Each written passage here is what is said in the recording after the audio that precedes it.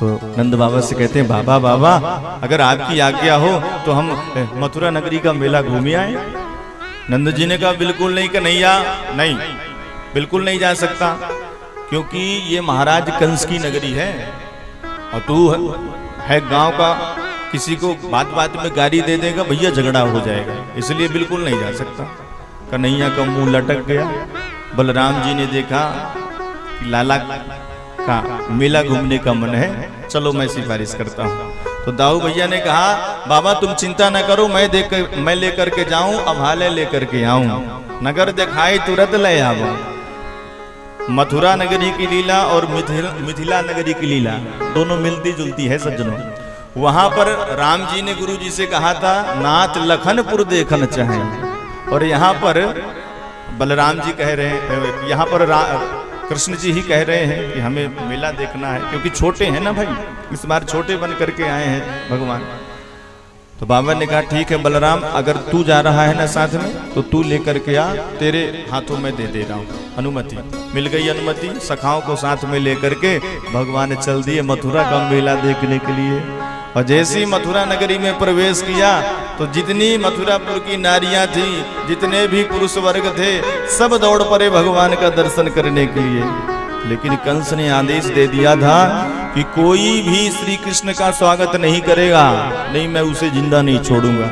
तो बेचारी मथुरापुर की नारियां डर के मारे घर से बाहर नहीं निकल रही हैं, पर अपनी अपनी अटारियों में चढ़ करके ही दर्शन कर रही हैं। अरे बजमारे कंस, तेरे डर के मारे हम बाहर तो नहीं निकलेंगी, पर छत से चढ़ के दर्शन तो कर सकती हैं। तो सभी मथुरापुर की नारियां दर्शन कर रही हैं भगवान का। कैसे? जैसे जनकपुर की स्थिति थी वैसी मथुरापुरी की स्थिति हो गई। भाए धाम काम सब त्यागी, मनहु रंग निधिलो भाए धाम काम सब त्यागी, मनहु रंग निधि लोचनदार। जुगती भवन झरोखन लागी, जुगती भवन झरोखन लागी, जुगती भवन झरोखन लागी, निरखहि राम रूप अनुरागी। जुगती भवन झरोखन लागी, निरखहि राम रूप अनुरागी। पूरे मथुरा नगरी में शोर मच गया कि भैया पूतना मारने वाला आ गया, अरे गोवर्धन पर्वत उठाने वाला आ गया। सभी मथुरापुर की नारियां दर्शन कर रही हैं और आपस में चर्चा कर रही हैं कि देख बहन, देखने में तो 1.5 हड्डी का लग रहा है, पर इतने बड़े पहाड़ को इसने 7 दिन तक कैसे उठाए रहा होगा। अरे हमने सुना है कि इसने पूतना को मारा है, ये भगवान सकटासुर को मारा है। अब भगवान सोचते हैं कि हमारे बारे में चर्चा कौन कर रहा है, तो थोड़ा पीछे मुड़ के देख भी लेते हैं। और जैसी नैनों से नैनाचार होते हैं तो सभी मथुरापुर की नारियां और प्रसन्न हो जाती हैं कि देख मुझे देख रहा है ये। अब चूंकि राम जी जब जनकपुर गए थे ना तो बड़े मर्यादित, शर्मीले, सकुचीले, नीचे सिर किए, यहाँ वहां बिल्कुल नहीं देखते थे।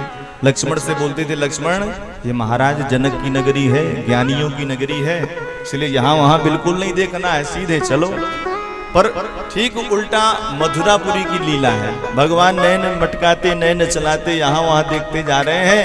और जिसके बारे में अगर सुन लेते कि हमारी चर्चा हो रही है यहाँ पर, तो और पीछे मुड़ करके देखने लग जाते।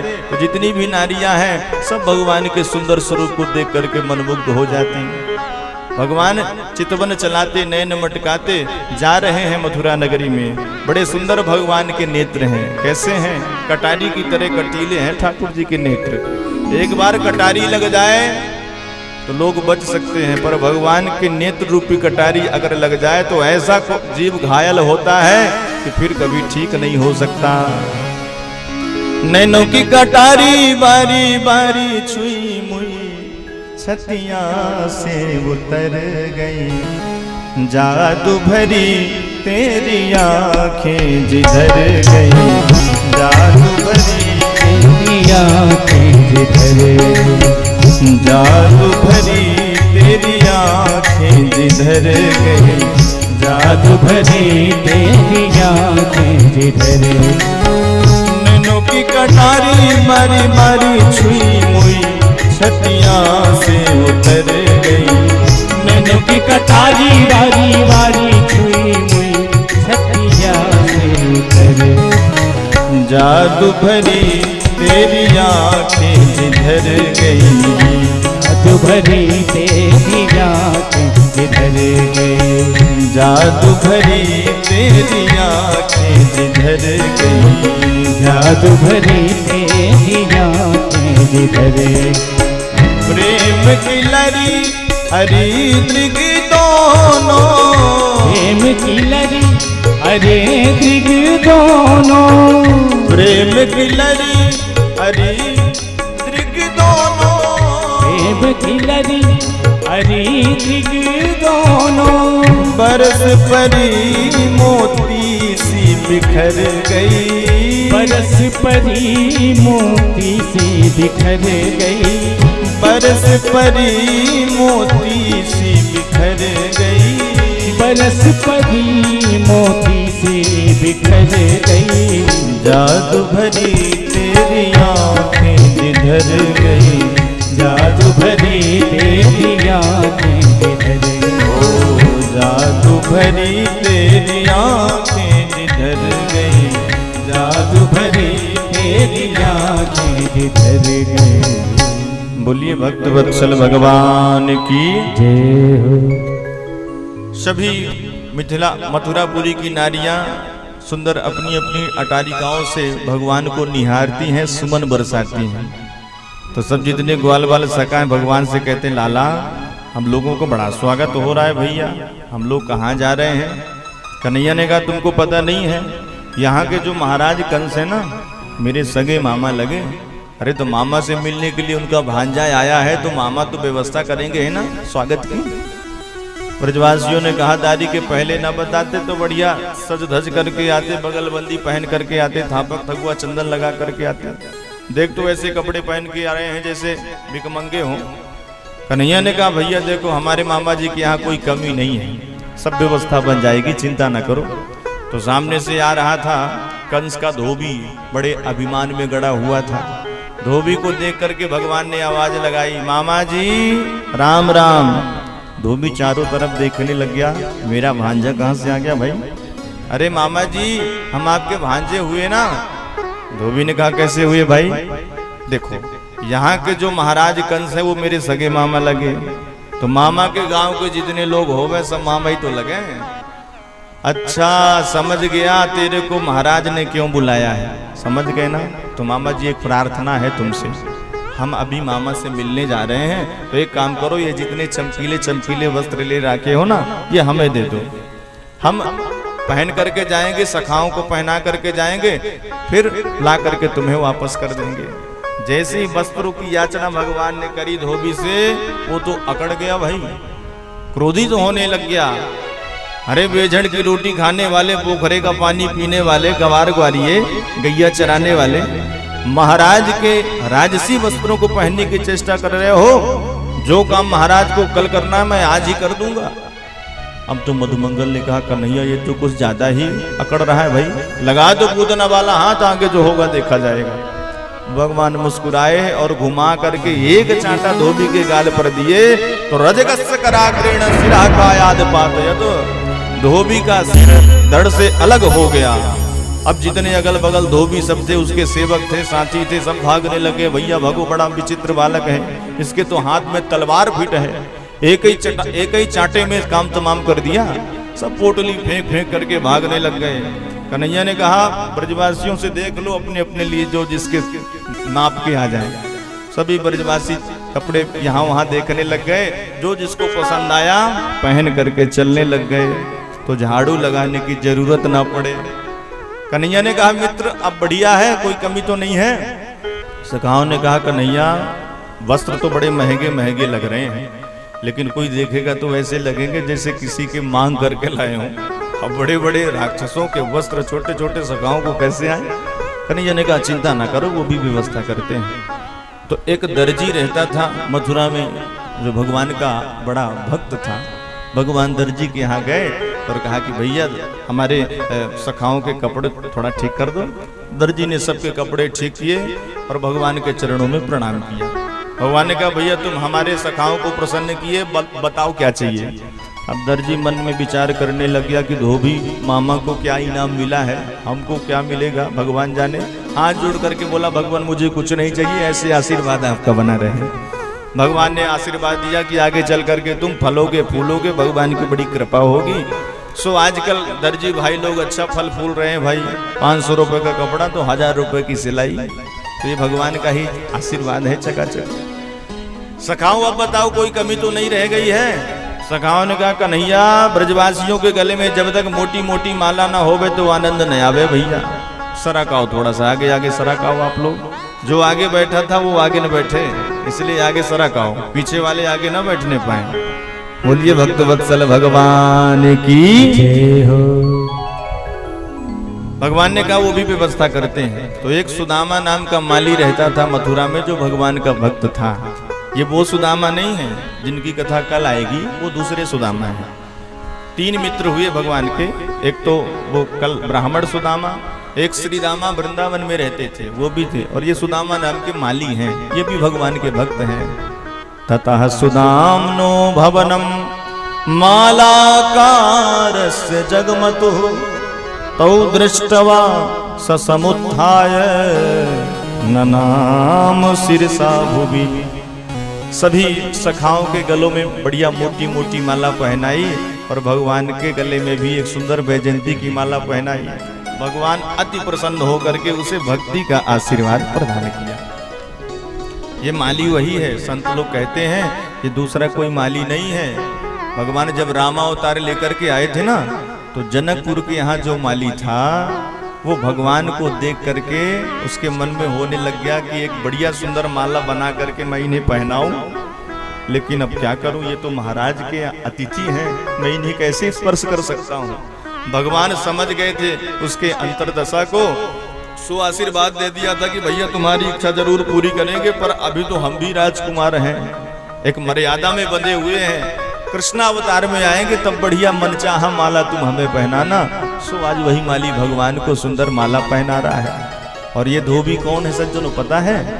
ये धोबी रामावतार का वही धोबी था जो जानकी जी को लांछन लगाया था। तो भगवान कृष्णावतार में आकर के पटक पटक करके उसे मार दिए कि तुमने हमारी जानकी को लांछन लगाया था। तो ये ऐसी संत लोग कथा बताते हैं। अब भगवान ने कहा बताओ मित्रों अब कोई कमी तो ना रह गई। सखाओं ने कहा कन्हैया और तो चकाचक हो गया भैया, पूरे मेला में राजकुमार तो हम ही लगेंगे, लेकिन अभी एक बात की कसर है, ब्रजवासियों के मस्तक पर जब तक थापक हुआ चंदन न लगे तो आनंद न आए भैया। भगवान ने कहा चलो वो भी व्यवस्था करते हैं। तो सामने से आ रही थी कुब्जा देवी, 3 जगह से टेढ़ी थी। भगवान ने कहा अरे सुंदरी, बेचारी चौंक गई, आज तक इस नाम से किसी ने संबोधन नहीं किया मुझे, कौन है भाई? भगवान ने कहा आपसे ही बात कर रहे हैं देवी जी, क्या परिचय है आपका? तो कुब्जा अपना परिचय बता रही है। दास्यास्म्य हम सुंदर कंस सम्मता तिवक्र नामार्हनुलेप कर्मणि मदभावितम भोजपतेरति प्रियम बिना युवाम पुण्यत मस्त दरहति। महाराज मेरा नाम सैरंध्री है, लेकिन 3 जगह से टेढ़ी होने के कारण लोग मुझे कुब्जा कुब्जा कहते हैं। महाराज कंस की दासी हूँ, चंदन लेकर के जाती हूँ, महाराज के शरीर पर लेपित करती हूँ, मुंह मांगा इनाम प्राप्त होता है। भगवान ने कहा देवी जी ये चंदन आज हमारे मस्तक पर लगा सकती हो क्या? कुब्जा तो भगवान के सौंदर्य को देख करके मुग्ध हो गई थी। भगवान आपने मेरे मुंह की बात छीन ली। भगवान ने भी सोचा कि बेचारी ये 3 जगह से टेढ़ी काली कलूटी रखी हुई है, इसको भी तो समाज में जीने का अधिकार होना चाहिए भाई, बराबरी की तरह। तो भगवान उसके हाथों से चंदन लगवाए, सभी ग्वाल वालों के मस्तक पर लगवाए। ग्वाल वालों ने कहा कन्हैया तूने जिससे कुछ लिया लौटा करके बहुत कुछ दिया, पर इस बेचारी को क्या दे रहा है? भगवान ने कहा देखो भाइयों, मैं इसे वह दूंगा जो आज तक किसी ने नहीं दिया होगा। वास्तव में भगवान जब प्रसन्न होते हैं ना तो वो दे देते हैं सज्जनों जो हम कभी सोच नहीं पाते। तुरंत पकड़ लिया कुब्जा का हाथ और टोड़ी पर हाथ लगा लिया, एक हाथ लगा लिया कमर पर। अब सब जितने भी ग्वाल बाल थे सब खिलखिला करके हंसने लग गए। दाऊ भैया ने कहा कन्हैया ये क्या कर रहा है भैया, अरे ये अपना वृंदावन नहीं है, संभल करके, ये महाराज कंस की नगरी है। भगवान ने कहा चिंता न करो दाऊ जी, मुझे सब पता है। अब तो खिलखिला करके ब्रजवासी हंसते हुए कहते हैं कन्हैया और तो सब ठीक है भैया, पर तुम्हारी और इसकी जोड़ी एक नंबर है। तू भी काला कलूटा, ये भी गाली कलूटी, तू भी 3 जगह से टेढ़ा, ये भी 3 जगह से टेढ़ी, बहुत बढ़िया जोड़ा है कन्हैया। ब्रजवासियों को हंसते हुए देख करके कन्हैया ने एक झटका टोड़ी पर जैसे ही मारा, कुब्जा के तुम मुकुंद स्पर्शना सद्यो बभूव परमदोत्तमा। वह कुब्जा जो 3 जगह से टेढ़ी काली कलूटी रखी हुई थी परम सुंदरी बन गई, दिव्य सौंदर्य धारण करके सामने खड़ी होकर के भगवान से हाथ जोड़ करके प्रार्थना करने लग गई। भगवान धन्य है, आपने मुझे वह दे दिया जो आज तक मुझे प्राप्त नहीं हुआ है। प्रभु की स्तुति करती हुई कुब्जा दुपट्टा पकड़ लिया और कहने लग गई भगवान चलिए, कहाँ, हमारे घर चलिए, अब हमसे विवाह करिए। अब इतना सुंदर बनाया है ना, तो आपके समान सुंदर अब संसार में कोई है नहीं, तो आप ही से हम विवाह करेंगे। पकड़ लिया दुपट्टा कुब्जा ने और भगवान से कहने लग गई आबो आबो जी बिहारी हमारी गलियां, आबो आबो जी बिहारी हमारी गलियां, आबो आबो जी बिहारी हमारी गलियां, आबो आबो जी बिहारी हमारी गलियां, आबो आबो जी बिहारी हमारी गलियां, आबो आबो जी बिहारी तुम्हारे कारण सेज सजाऊं, तुम्हारे कारण सेज सजाऊं, तुम्हारे कारण हो, तुम्हारे कारण हो, तुम्हारे कारण, हाँ तुम्हारे कारण सेज सजाऊं, तुम्हारे कारण सेज सजाऊं। चुन चुन फूलन, चुन चुन फूलन की गलियां, आबो आबो जी बिहारी हमारी गलियां, आबो आबो जी बिहारी हमारी गलियां, आबो आबो जी बिहारी हमारी गलियां, आबो आबो जी बिहारी। बोलिए भक्त वत्सल भगवान की जय हो। भगवान ने कहा देवी जी अभी तो हम तुम्हारे साथ नहीं चल सकते, क्योंकि अभी हमको मामा जी से मिलना है, लेकिन तुम्हें वचन देते हैं मामा जी से मिलने के बाद जरूर लौट करके तुम्हारे पास आएंगे। फिर ऐसी कथा आती है कि भगवान कुब्जा से विवाह की।